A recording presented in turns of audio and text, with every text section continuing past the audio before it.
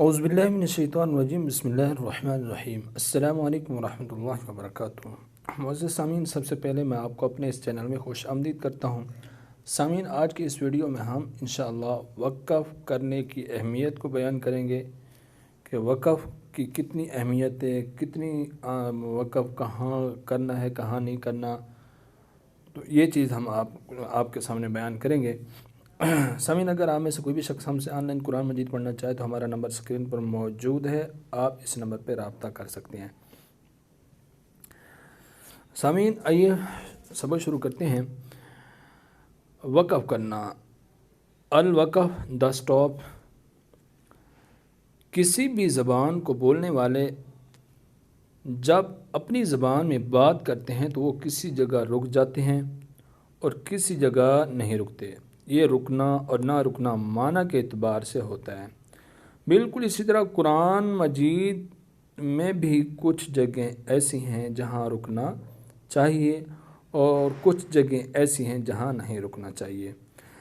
سامعین، وقف کا مطلب ہے رک جانا، یعنی قرآن مجید کی تلاوت کرتے ہوئے کس جگہ رکنا چاہیے اور کس جگہ نہیں رکنا چاہیے۔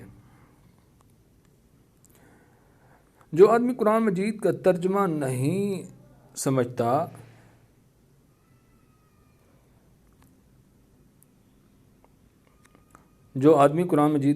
نہیں جانتا، اسے چاہیے کہ وہ صرف اسی جگہ وقف کرے جہاں جہاں وقف کے نشانات لگے ہوئے ہیں، بغیر ضرورت کے درمیان میں سانس نہ توڑے، کیونکہ ایسا کرنے سے آیت کا ترجمہ اور مطلب بعض اوقات تبدیل ہو جاتا ہے۔ سامعین، اگر کسی مجبوری کی وجہ سے درمیان میں وقف کر لے تو دوبارہ اسی لفظ سے یا اس سے پچھلے لفظ سے ملا کر دوبارہ پڑھیں۔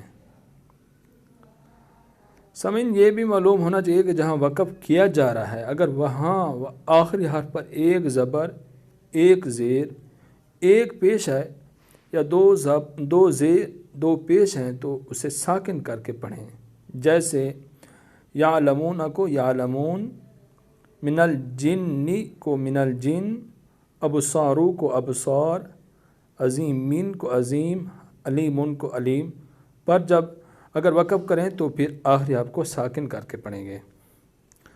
سامعین، اگر دو زبر ہیں تو پھر ایک زبر پڑھیں گے، جیسے غفور الرحیمن کی میم پر جب وقف کریں گے تو ایک زبر پڑھیں گے، غفور الرحیمن کو غفور الرحیمہ پڑھیں گے۔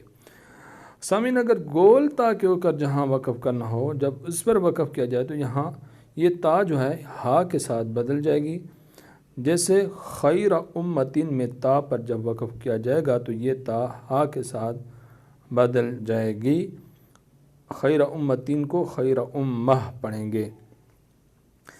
سامعین، آگے ہے علامات وقف۔ علامات وقف ہم انشاءاللہ اگلی ویڈیو میں آپ کے سامنے پیش کریں گے۔